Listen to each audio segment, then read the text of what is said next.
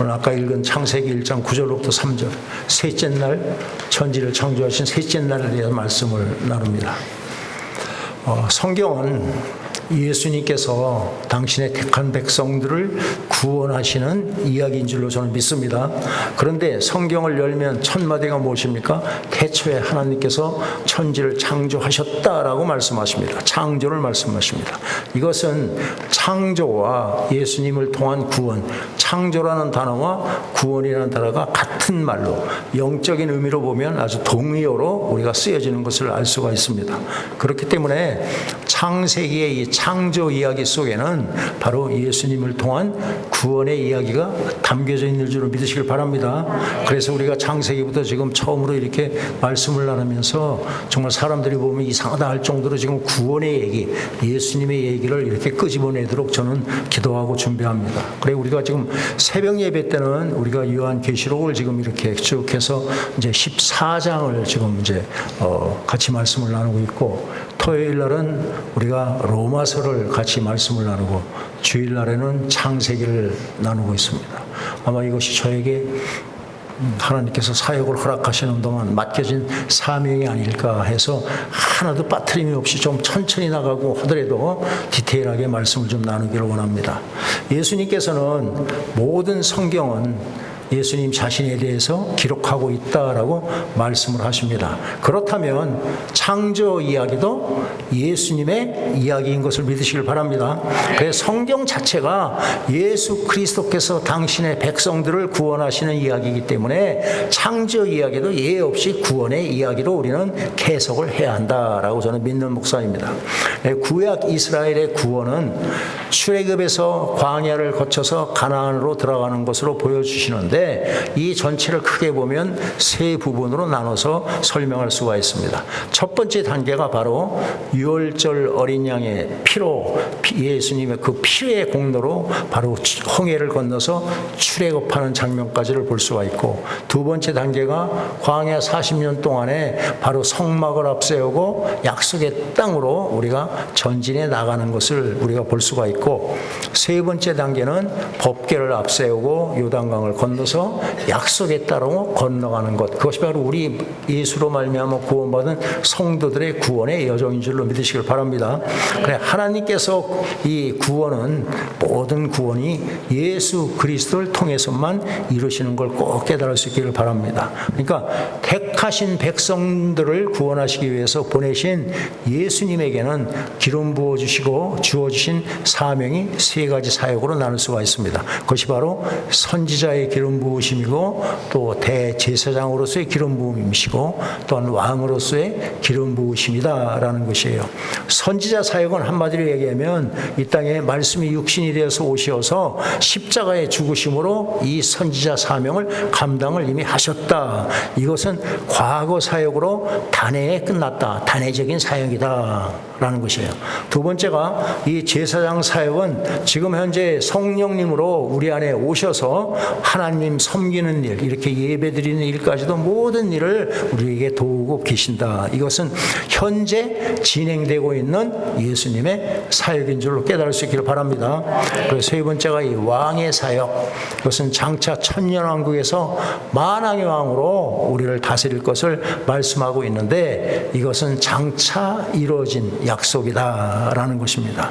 이 모든 사역의 내용을, 이 모든 예수님의 사역의 내용을 바로 창조 7일에 함축시켜서 우리에게 말씀을 하고 계신다라는 것이에요. 그래서 창조 7일은 예수님께서 역사 속에서, 이 역사 속에 들어오셔서 우리에게 하시는 일을 보여주고 있다. 이해가 되시죠? 네. 그러니까 예수님은 창조의 일을 하시는 분이시다. 창조는 죽은 자에게 생명을 주시는 것을 창조 또는 구원이라고 우리가 얘기합니다. 그래서 처음 창조된 세상이 우리에게 보여주는 것은 죽은 모습이었다라는 것이에요. 그러니까 예수님이 죽은 세상에서 생명을 살리시는 일을 하고 계신다라는 것을 우리에게 말씀을 하고 계시는 것입니다. 이 세상은 죄와 사망의 권세 아래 있습니다. 이것을 땅이 혼돈하고 공허하며 흑암이 깊음 위에 있는 것으로 우리에게 말씀을 해주고 계시죠. 하나님의 백성들이 죄와 사망 가운데 있다, 갇혀 있다라는 것을 보여주시는 겁니다. 그래서 하나님은 그 아들을 예수라는 이름으로 이 세상에 보내셨습니다. 예수라는 이름, 자기 백성을 저의 죄에서 구원해내기 위해서 예수님을 보내셨다. 이것을 첫째 날 빛이 있으라는 말씀으로 우리에게 나타내 주시는 것이에요. 그러니까 빛이 오심으로 창조의 역사는 시작이 된 것입니다. 그러니까 태초에 하나님이 천지를 지으심으로 이 역사가 이 땅에 피조물 이 세상 가운데서 이 시작이 되었듯이 예수님이 세상에 오심으로 당신의 백성을 구원하시는 구원의 역사가 시작이 된 것이다라는 것입니다. 그러니까 예수님이 오신 것을 일컬어서 흑암 속에 있는 자들에게 빛이 비쳤다라는 그 표현으로 쓰고 있는 것이에요. 이것은 빛이신 예수님이 흑암 속에 있는 당신의 백성들을 찾아오신 것을 우리에게 뜻하고 계신다. 이것이 예수님이 이 땅에 오셔서 바로 온 그 당신이 택한 백성들을 대표하는 12 제자를 부르시는 것으로 나타났습니다. 이해가 되시죠? 12 제자는 예수 그리스도의 십자가의 보혈의 사역으로 구원받은 모든 성도를 대표하는 존재가 12 제자다. 이것은 흑암 속에서 빛의 아들들을 불러내시는 것과 똑같다라는 것입니다. 예수님께서 3년 반 동안에 이스라엘의 율법 교회 안에서 12 제자를 불러내셨다, 빼내셨다라는 표현을 씁니다. 그리고 이들의 죄사함을 위해서 십자가에 죽으셨습니다. 예수님이 십자가에 죽으심으로 말미암아 천국 백성과 지옥 백성으로 갈라지게 되었다. 지금 그 말씀 우리가 나누고 있는 것이에요. 이것을 지난 시간에 말씀한 대로 십자가상의 두 강도를 통해서 우리에게 또 보여주십니다. 한 강도는 바로 구원을 받았고 다른 한 강도는 멸망을 받았습니다. 예수님을 가운데 두고 영생과 영벌로 이렇게 심판이 일어난 것이다 라는 것이에요. 하나는 하늘로 데려감을 받았고 다른 하나는 땅에 버려짐을 받았다라는 것이에요. 이것을 둘째 날 궁창 라키아 하늘이란 이런 표현으로 써서 바로 아랫물과 윗물로 구분되는 것을 우리에게 둘째 날 역사로 우리에게 말씀해 주신 걸 기억하시길 바랍니다. 네, 그러니까 이것을 보면 첫째 날이 빛이 있으라는 그 빛, 예수님이 빛으로 이 땅에 오신 날을 우리에게 말씀하시는 것이고, 둘째 날은 예수님께서 십자가에서 죽으신 날을 말씀하시고, 셋째 날은 예수님께서 십자가에 죽으시고 무덤에 들어가신 날을 말씀한다. 그것이 창조 역사 속에서 이렇게 구분되어서 나눌 수가 있다라는 것이에요. 예수님께서 무덤에 들어가셔서 무슨 일을 하셨습니까? 바로 성도들을, 택한 백성들을 무덤에서 끄집어내시는 일을 하셨다. 구약교회에서 12 제자를 끄집어낸 것과 같이 당신의 택한 백성들을 끄집어내는 일을 하셨다. 그 모습이 바로 셋째 날의 모습인 것이다 라는 것이에요. 창세기 1장 9절에서 13절 오늘 본문 말씀 한번 읽으십시다. 읽습니다. 하나님이 이르시되 천하의 물이 한 곳으로 모이고 묻이 드러나라 하시니 그대로 되니라. 하나님이 묻을 땅이라 부르시고 모인 물을 바다라 부르시니 하나님이 보시기에 좋았더라. 하나님이 이르시되 땅은 풀과 씨 맺는 채소와 각기 종류대로 씨 가진 열매 맺는 나무를 내라 하시니 그대로 되어 땅이 풀과 각기 종류대로 씨 맺는 채소와 각기 종류대로 씨 가진 열매 맺는 나무를 내니 하나님이 보시기에 좋았더라. 저녁이 되고 아침이 되니 이는 셋째 날입니다. 아멘. 온 천하가, 온 세상이 물에 잠겨 있습니다. 그런데 하나님께서 물속에서 묻을 끄집어내십니다. 그러니까 이 물속에서 끄집어내는 묻을 땅이라고 말씀을 지금 하고 계시는 것이에요. 이 셋째 날은 예수님께서 무덤에서 하신 일을 말씀해 준다고 말씀을 했습니다. 그래서 예수님이 무덤에서 무슨 일을 하셨나를 우리가 알아보면 셋째 날 물속에서 그렇게 땅을 끄집어낸 일의 영적인 의미가 무엇인가를 우리가 알 수 있는 줄로 믿습니다. 예, 마태복음 27장입니다. 50절에서 53절 읽겠습니다. 예수께서 다시 크게 소리 지르시고 영원히 떠나시니라. 이에 성소 휘장이 위로부터 아래까지 찢어져 둘이 되고 땅이 진동하며 바위가 터지고 무덤들이 열리며 자던 성도의 몸이 많이 일어나되 예수의 부활 후에 그들이 무덤에서 나와서 거룩한 성에 들어가 많은 사람에게 보이니라. 아멘. 예수님께서 십자가에서 죽으셨습니다. 그러자 성소의 휘장이 위로부터 아래로 찢어졌다. 그리고 땅이 진동하고 바위가 터지고 무덤들이 열리면서 자고 있던 그 성도들의 몸이 일어났다라고 말씀하고 있습니다. 그러니까 예수님이 부활하신 후에 그 성도들, 잠에서 일어난 그 성도들이 무덤에서 나와서 거룩한 성으로 들어갔다. 여러분 믿으십니까?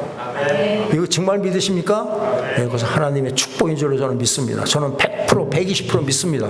이 말씀은 상징적으로 우리에게 말씀하시는 것이 아니고 실제로 일어난 사건이다라는 것이에요. 그러니까 성소의 휘장이라는 것은 성막의 성소와 지성소를 그 가로막고 있는 커튼과 같은 것이다. 성소는 땅을 말하고 지성소는 하늘을 말한다. 기억나시죠? 네, 휘장이 찢어짐으로 말미암아 하늘로 가는 길, 막혀있던 그 휘장이 찢김으로 하늘로 들어가는 길이 열린 것이다. 히브리서 기자는 휘장을 바로 예수님의 육체다. 예수님의 육체가 찢김으로 우리는 하나님 나라에 들어갈 수 있다라는 것이에요. 히브리서 다시 읽으십시다. 히브리서 10장 19절 20절 말씀입니다. 이 진리를 여러분들이 정말 깨달아야 됩니다. 성령의 도우심으로 아멘 아멘 하고 이 진리를 깨달으셔야 돼요. 19절 20절 읽겠습니다. 그러므로 형제들아 우리가 예수의 피를 힘입어 성소에 들어갈 담력을 얻었나니 그 길은 우리를 위하여 휘장 가운데로 열어놓으신 새로운 살 길이요 휘장은 곧 그의 육체니라. 아멘. 예수님이 십자가에 죽으심으로 말미암아 하늘로 가는 길을 열어주신 것이다. 그래서 예수님께서 뭐라고 그러십니까? 나는 길이요 진리요 생명이다라고 선포하시는 것이에요. 그러니까 예수님만이 하나님 아버지께로 나아가는 길이다라는 것이에요. 예수 그리스도로 말미암지 않고는 아버지께로 갈 길이 없다. 아멘이십니다. 그래서 예수님이 십자가에 죽으신 것을 새롭고 살 길을 만드신 것이다 라고 말씀을 하고 계십니다. 예수님이 십자가에 죽으시자 땅이 진동을 하고 바위가 터지고 무덤이 열린 것은 바로 사망 권세가 깨어진 것을 의미하는 것이에요. 다른 말로 하면 창세기 3장 15절에 약속하신 여자의 후손대로 여자의 후손이 오셔서 뱀의 머리를 깨트린 것이다. 아멘. 예. 그리고 자던 성도들이 깨어난 것은 구약의 성도들의 그 부활을 뜻한다라는 것이에요. 그러니까 예수님이 무덤에 들어가신 것은 구약의 성도들을 무덤에서 빼내기 위한 것이다 라는 것입니다. 예수님이 오시기 전까지 이 구약에서는 이 사람이 죽으면 스올에 간다라고 표현을 했습니다. 이 스올이라는 것은 지옥이라는 개념이 아니고 이것은 어떤 무덤이다, 감옥과 같은 그런 스탠바이 하는 곳이다 라는 것이에요. 구약에는 신자나 불신자나 죽으면 다 함께 그 스올에 간다라고 표현하고 있습니다. 그러니까 구약의 성도들은 예수님께서 하나님의 약속대로 이 땅에 오실 때까지 그 무덤에서 기다리고 있다, 스탠바이 하고 있다라는 것이에요. 예수님이 오실 때를 기다리고 있다라는 것이에요. 왜냐하면 천국의 문은 예수님에 의해서만 열려지기 때문인 것을 믿으시길 바랍니다. 그러니까 구약의 성도들도 예수님의 피 흘리심으로 구원을 받아야 한다라는 것을 우리에게 말씀하고 있는 것입니다. 그렇기 때문에 예수님이 십자가에 죽기 전에는 무덤에 가두어져 있는 상태로 있어야 했다. 그러니까 무덤 문은 예수님이 십자가에서 죽으셔야지만이 열리게 되는 것이다. 아멘이십니다. 이것이 바로 하나님께서 우리에게 창세전 언약하신 그 구체적인 실제 내용이다라는 것이에요. 히브리서 10장 말씀을 보면 구약의 율법은 장차 오는 좋은 일의 그림자다라고 1절에서부터 말씀하시고 이것은 율법으로 드려지는 짐승의 제사는 참 제사를 보여주는 그림자이기 때문이다라고 말씀하십니다. 참 제사, 참된 제사는 예수 그리스도의 몸으로 드려지는 제사다. 이것이 바로 창세전에 하나님께서 계획하신 일이다. 아멘. 그래서 히브리서 10장 말씀에 보면 6절, 7절 쪽에 있는데 7절에 있습니다. 두루마리 책에 기록된 대로 한 몸이 왔다라는 표현을 씁니다. 그러니까 두루마리 책에 기록됐다는 것은 바로 창세전 원약을 말씀하고 계시는 것이에요. 그러니까 하나님께서는 창세전에 짐승의 제사가 아니고 예수 그리스도의 몸으로 드려지는 제사로 당신이 택한 백성들, 당신의 백성들의 죄가 사해지는 것으로 예정을 하셨다. 그것이 하나님의 계획이시다라는 것이에요. 그러니까 짐승의 제사를 드리면서 예수님의 몸으로 드려지는 참 제사를 기다려야만 했다라는 것이에요. 그것이 예수님이 이 땅에 오셔서 십자가를 짊어짐으로 실제 나타난 것이다 라는 것입니다. 그래서 예수님께서 십자가에 죽으시자 무덤이 열리고 구약의 성도들이 잠에서 깨어나서 죽음이라는 잠에서 깨어나는 것을 마태복음에서는 우리에게 말씀을 하고 계시는 것이에요. 예수님이 무덤에 들어가신 것은 무덤 속에 있는 당신의 백성들을 끄집어내기 위해서였다. 이것이 셋째 날 물속에서 땅을 끄집어내는 것으로 우리에게 말씀을 해 주시는 것이에요. 이것은 구약 백성들이 어린 양의 피로 애굽에서 나와서 홍해 바다를 지나서 홍해 바다에서 올라온 모습을 우리에게 정확하게 말씀하시는 것이다. 홍해 바다를 지나서 그 바다를 지나가지고 여러분들 이스라엘 백성들이 지나와서 광야에 첫 발을 딱 디딜 때 그 장면을 좀 이렇게 이미지하고 설명을 들으시면 될 거예요. 바울은 홍해 바다 건넌 것을 뭐라 그럽니까? 세례받는 것이다 라고 말씀을 합니다. 기억나시죠? 그러니까 세례는 무엇입니까? 세례. 죽는 것을 의미합니다. 내가 죽는 것.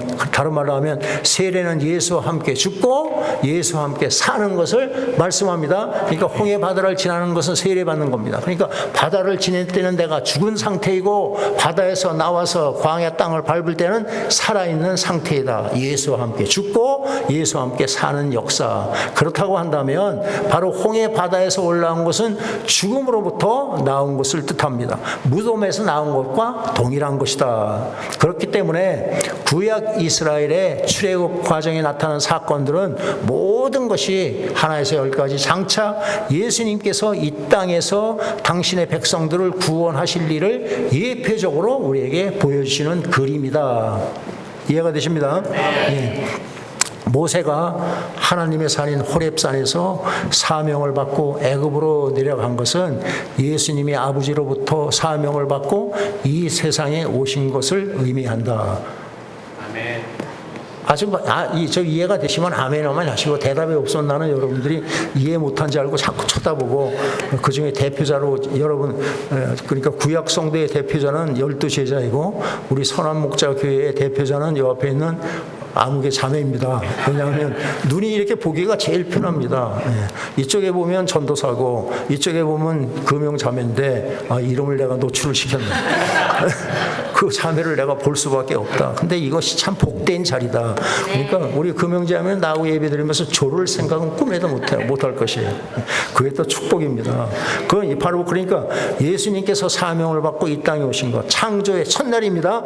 빛이 있으라 하시니 빛이 있었다라는 것을 우리에게 말씀하고 계시는 것이에요. 그리고 6월절 어린 양의 피로 죽음의 권세로 우리는 구원받았다. 죽음의 재앙이 지나갔다. 이것은 예수님의 십자가의 피로서 제사함 받은 것을 의미한다. 이것은 바로 창조의 둘째 날 궁창 라키아 두꺼운 판을 쇠 판을 망치로 두들겨서 얇게 만들어서 궁창 위의 물과 궁창 아래의 물, 하늘에 속한 자와 땅에 속한 자로 나누시는 그 일을 한 십자가, 그러니까 바로 예수님의 죽으심을 말한다라는 것입니다. 6월절 어린 양의 피로 제사함 받은 자들이 홍해 바다에서 이렇게 올라왔습니다. 이것은 예수님이 무덤 속에 있던 당신의 백성들을 끄집어낸 것과 같다. 이것이 바로 창조 셋째 날 물속에서 땅을 끄집어내는 일과 같은 것이다. 하나님께서 아담이 선악과를 먹고 죽은 자가 되자 에덴 동산 밖으로 추방을 합니다. 그리고 아담이 살아갈 땅을 저주하십니다. 이 땅에서는 가시와 엉겅퀴를 낼 것이다. 땅을 저주하십니다. 이 땅은 죽은 자들이 살아가는 하나님으로부터 저주받은 땅입니다. 그래서 죄인들이 살아가는 이 세상을 죽음의 바다다라고 말씀합니다. 우리가 요한계시록 13장 공부하면서 바다에서 올라온 짐승 적그리스도를 얘기하고 땅에서 올라온 짐승 거짓 선지자를 이야기한다라는 것을 여러분들이 기억하시길 바라요. 그러니까 온 세상이 죽음이라는 물속에 지금 잠겨 있다는 그 의미가 됩니다. 예수님께서는 죽음이라는 세상 속에서 자기 백성들을 건져내시는 일을 하신다. 이것을 창조 셋째 날인 물속에서 무틀 불러내시는 것으로 보여주고 있는 것이다. 그것이 셋째 날 사역을 통해서 우리에게 말씀하고 계신다.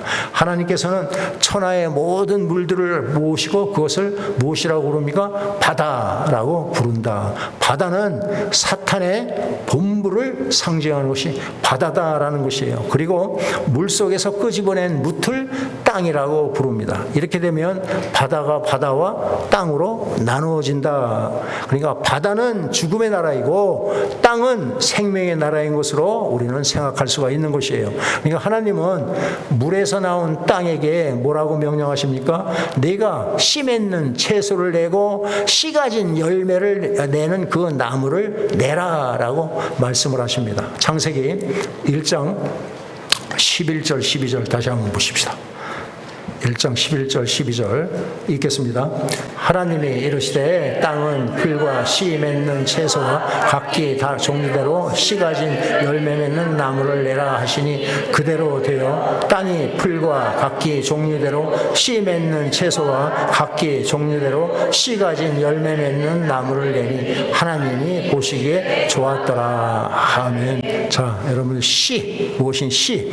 그 안에는 생명이 있는 것을 뜻합니다. 씨 안에는 생명이 숨겨져 있다. 이것은 생명이 번성케 해야 되는 것을 지금 말씀하고 계시는 것이에요. 그러니까 물속에서 올라온 땅은 각종 생명을 낳는 일을 해야만 한다라고 말씀하는 계시는 것이에요.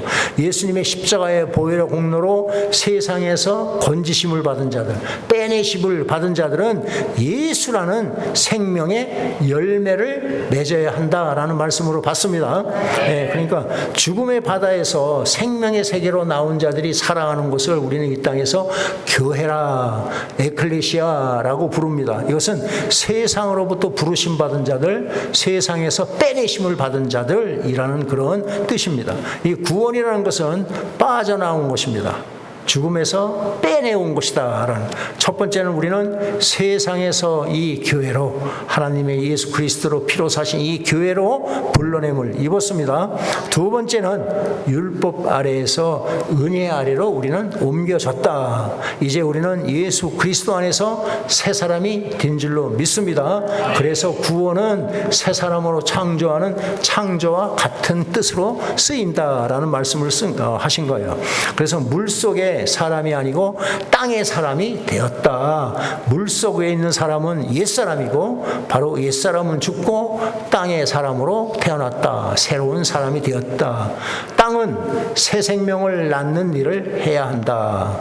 새로운 피조물로서 새로운 생명을 낳는 일을 해야 한다는 것을 우리에게 말씀을 하고 계십니다. 이것을 씨 맺는 채소를 내고 씨 가진 그 열매 맺는 나무를 내라라는 말씀에서 알 수가 있습니다. 하나님께서는 물속에서 끄집어낸 땅에게 각종 씨 맺는 채소와 씨를 가진 열매를 맺는 나무를 내라 명령하십니다. 하나님의 명령은 첫날 말씀드렸지만 하나님께서 명령하신 것, 하나님께서 말씀하신 것은 그 안에 하나님의 의지가 계획이 담아 있는 것을 믿으시길 바랍니다. 그것은 하나님께서 성도들 안에서 생명을 낳는 일을 하시겠다는 뜻이 그 안에 들어있다. 그래서 성령이 우리 안에 오신 것이다 라는 것이에요. 성령님은 성도 안에서 열매 맺는 삶을 살게 하십니다.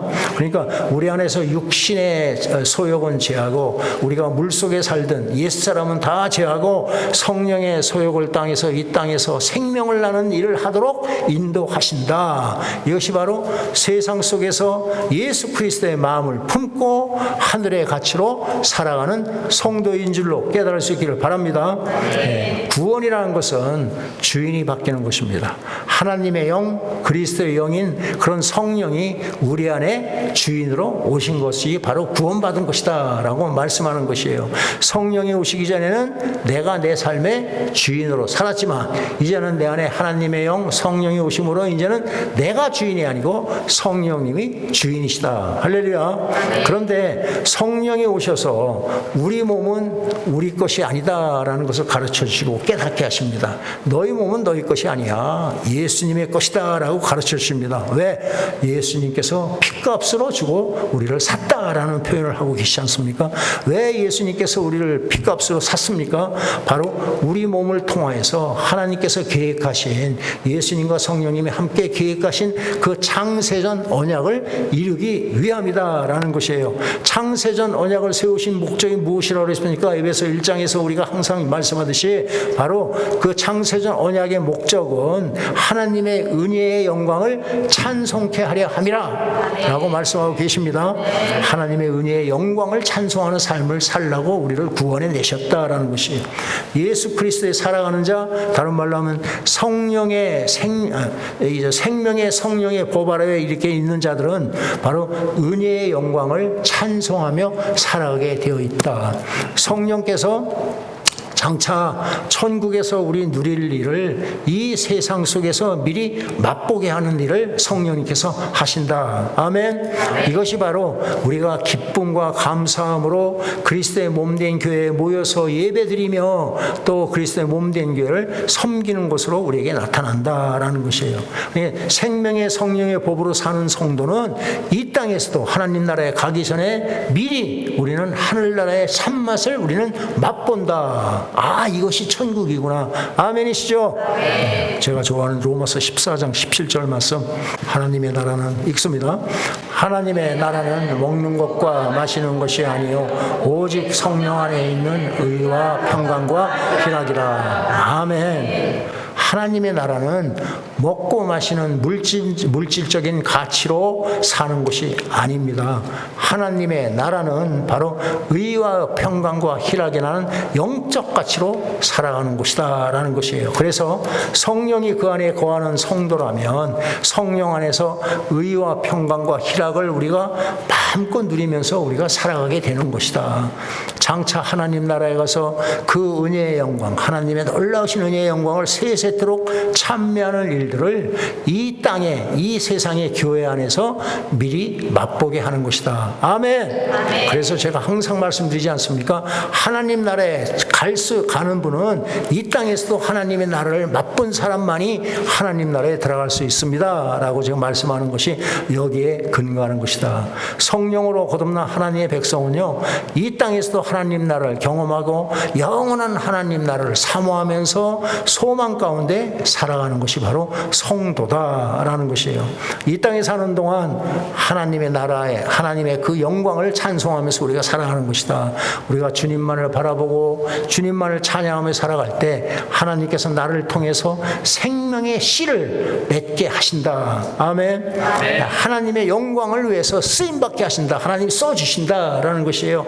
내가 성령의 열매를 맺는 것이 아니고 내 안에 계신 성령님이 열매 맺게 하시는 걸 믿으시길 바랍니다. 네. 근데 중요한 것, 열매 맺지 못하는